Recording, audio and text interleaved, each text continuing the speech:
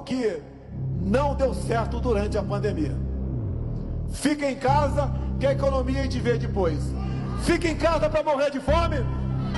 Aos poucos, cada tese defendida por mim no passado vão se consolidando. Nós temos que viver. Nós temos que sobreviver. E temos que vencer. Vocês contam com um presidente que não esteve do lado do politicamente correto. Esteve do lado de vocês. Toda vez que a gente fala de combater as drogas, possivelmente fosse mais fácil a gente combater os nossos viciados internamente. Os usuários. Os usuários são responsáveis pelos traficantes, que são, sabe, vítimas dos usuários também. Ou seja, então você tem uma troca de gente que vende porque tem gente que compra, de gente que compra porque tem gente que vende. Então você acabou de ver aí dois discursos inflamados, né? O discurso tanto do Lula como do Bolsonaro. Mesmo assim, se você gosta de um ou de outro, ou de nenhum deles, independente da situação que você esteja agora, se você não compreender o que é a taxa Selic, você vai passar a sua vida inteira endividado ou você vai passar a vida inteira pobre. E quando eu falo pobre, não é o pobre só financeiramente, mas é o pobre intelecto mesmo. Você não vai conseguir raciocinar e compreender. E nesse vídeo eu vou fazer o seguinte, vou dividir ele em partes. Eu vou te dizer o que é a taxa Selic, te explicar exatamente o que é a taxa Selic de uma vez por toda, de uma forma muito simples. Eu vou te explicar o que provoca o aumento e a redução da taxa de juros, a taxa Selic. E claro, o principal, quais são os principais impactos que isso tem na tua vida, no teu cotidiano, no dia a dia. Então, o que é a taxa Selic? A taxa Selic ela é utilizada como taxa base para calcular os juros no Brasil, ou seja, no país onde nós vivemos. E ela que determina o quanto teu dinheiro vale. Ponto. Simples assim. Alessandro, eu não compreendi essa última parte. Eu entendi que ela é usada como taxa base para calcular os juros no país, sobe juros, desce juros. Eu não compreendi essa parte. Ela determina quanto vale meu dinheiro. O que isso quer dizer? Eu vou te explicar agora. Um exemplo bem simples. Eu acho que o exemplo vai te ajudar nesse exato momento para você ter uma ideia de fato que é a taxa Selic, o quanto ela manda no teu dinheiro no dia a dia. Ou seja, ela manda na tua vida. Se você não compreender isso, você vai perder muito dinheiro e vai continuar, como eu falei, endividado e pobre e não vai saber para onde ir. Vamos lá. Eu vou fazer o seguinte, vou colocar uma simulação de R$100 aqui. Lembra que R$100 no ano passado, ele não compra mais o que nós compramos hoje, em janeiro de 2026. E vou te mostrar o porquê. Pensa o seguinte, R$100 em 2025, lá em janeiro de 25, ele comprava 5 pacotes de bolacha. Guarda esse número, 5 pacotes de bolacha. Só que agora, em janeiro de 2026, ele não vai conseguir mais comprar esses 5 pacotes de bolacha somente com R$100. E eu vou te mostrar por quê. Eu vou fazer um cálculo aqui, ó. Quando eu venho aqui e coloco R$100 com a taxa de juros de 15%, por que eu estou colocando 15%? Porque a taxa base hoje, e essa taxa não tem a tendência de reduzir tanto a ponto de fazer um efeito maior do que está agora. Mas mesmo assim eu estou colocando como uma simulação para você compreender o raciocínio no modo geral, tá? Então é o seguinte, R$100 em 2025 comprava 5 pacotes de bolacha, como eu havia falado, só que agora, em 2026, ele não compra mais os 5 pacotes de bolacha. Você vai precisar de mais R$15. Ou seja, o teu dinheiro de forma nominal, ou seja, o que está na nota dos R$100, ele não mudou, ele continua a mesma coisa. Mas só que o valor real, ele mudou, porque a inflação comeu o poder de compra.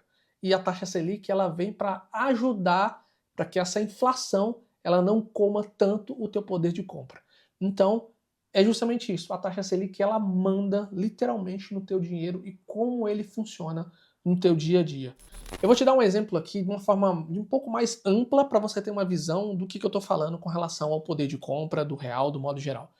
Essa calculadora aqui é uma calculadora do Cidadão. Você pode procurar aí no Google. Calculadora Cidadão, Banco Central. O que vai acontecer? Eu vou pegar aqui o IPCA de 1980, que começou aqui basicamente na parte do IBGE. O que eu vou fazer? Eu vou pegar aqui 1994, quando o real ele foi lançado, e vou trazer para o valor presente aqui. Vou mostrar o quanto vale no valor de hoje, ou seja, em 2025, mas não dá para fazer 2026 porque a gente está bem no início do mês, então não vai fazer muito sentido porque não vai ter esse cálculo.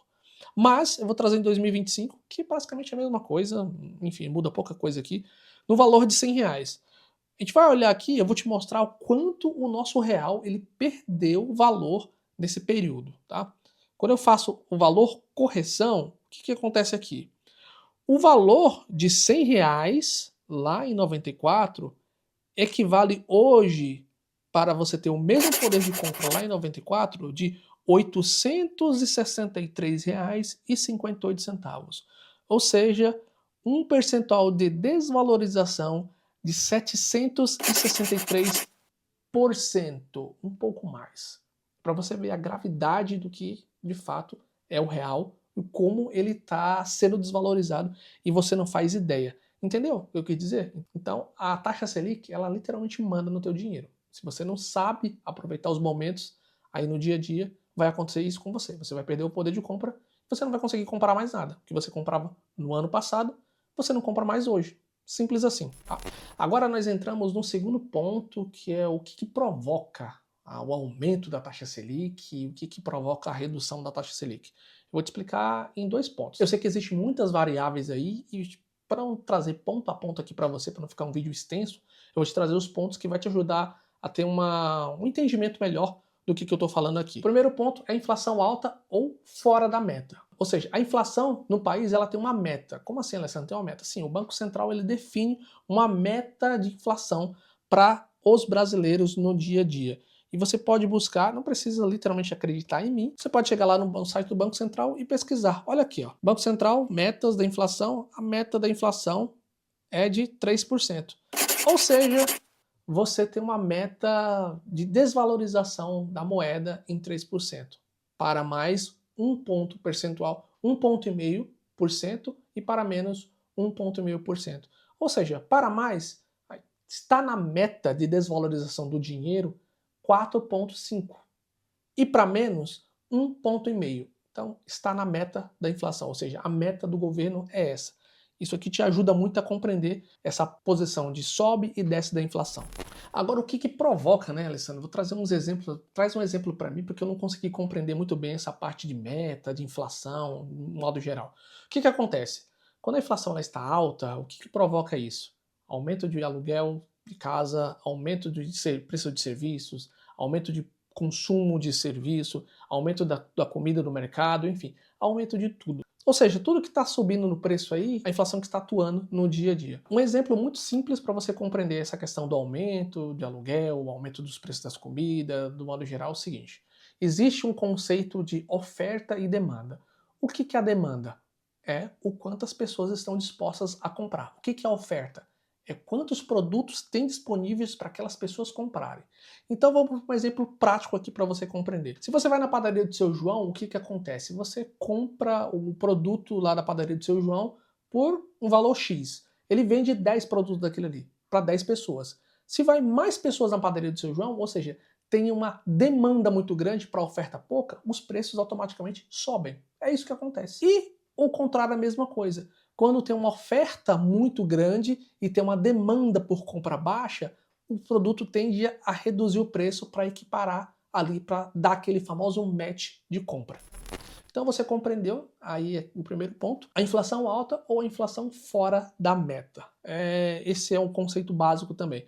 O segundo ponto aqui, que está dentro desse quadrado de informações, é o seguinte, é os gastos públicos, ou seja, o governo ele começa a gastar mais do que ele arrecada. Alessandro, eu não entendi. Como assim? O governo gasta mais do que arrecada? O que isso quer dizer? Vamos para um exemplo prático aqui para você compreender.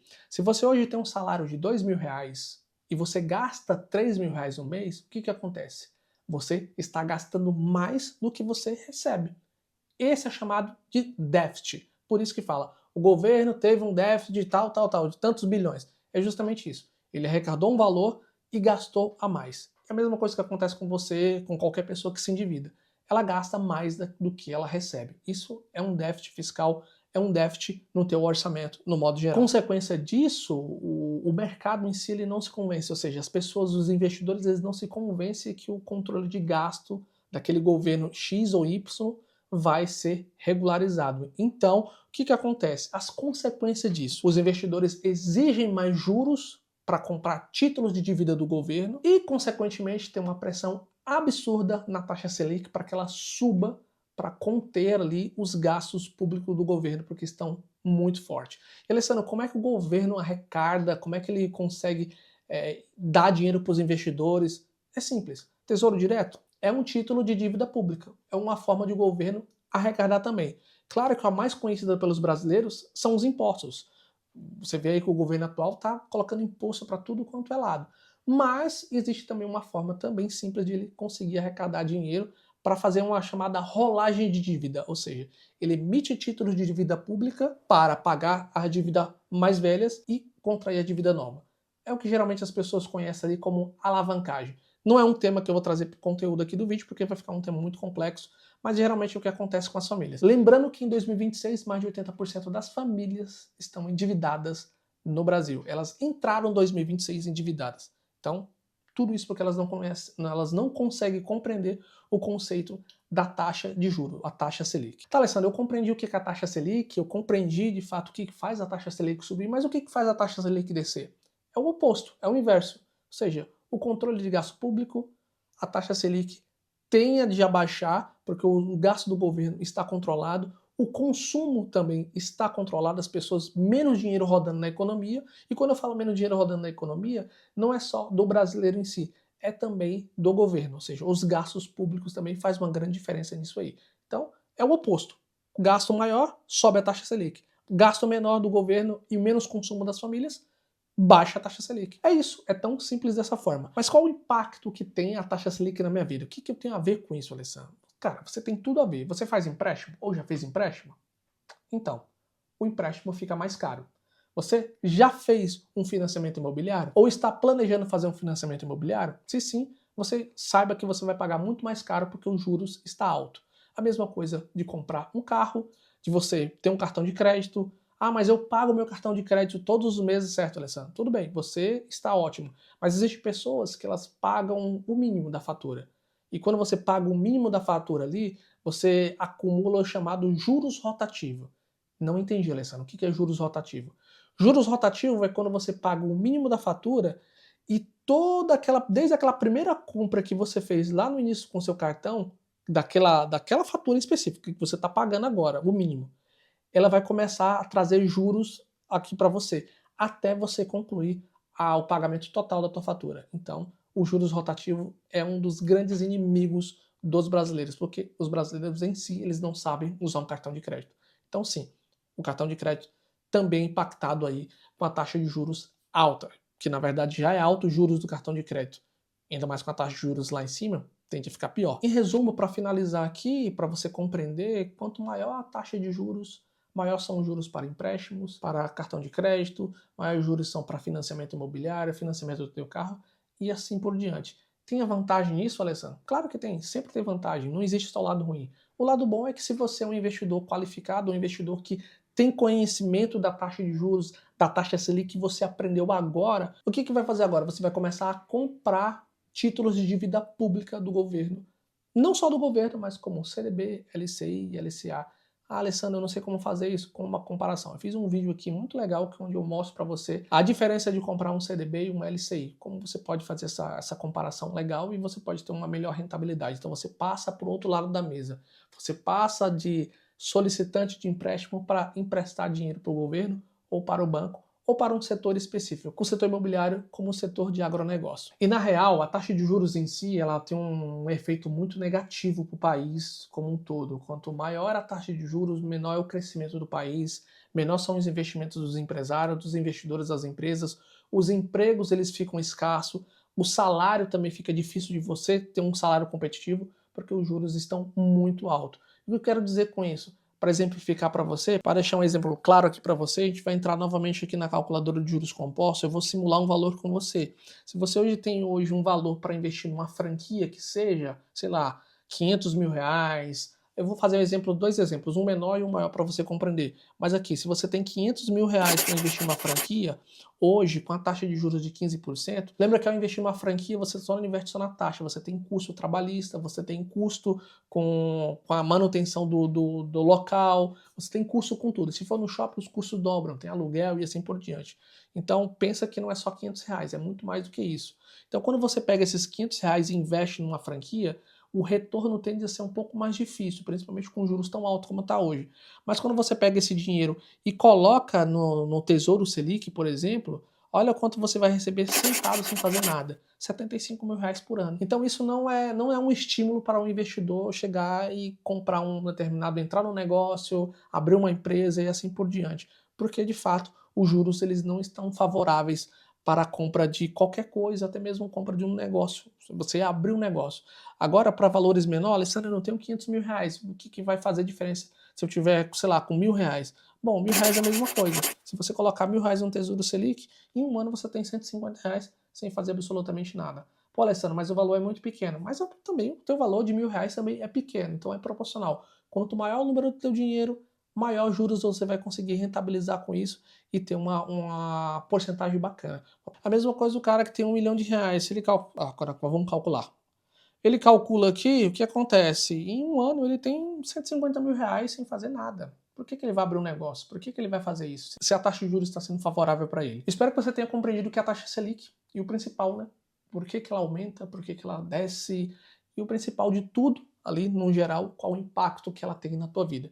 Se esse vídeo ele, de fato ele fez sentido para você, você gostou e você aprendeu, foi significativo para você, o que eu vou pedir para você? Se inscreve no canal, clica no botão gostei e compartilha esse vídeo com mais pessoas. Eu tenho certeza que a cada semana você entrando no canal aqui, você vai aprender um pouco mais sobre investimentos e de uma forma muito mais simples, como eu falei agora, com exemplos, tá? Eu vou ficando por aqui, eu te desejo bons investimentos e até a próxima. Tchau, tchau.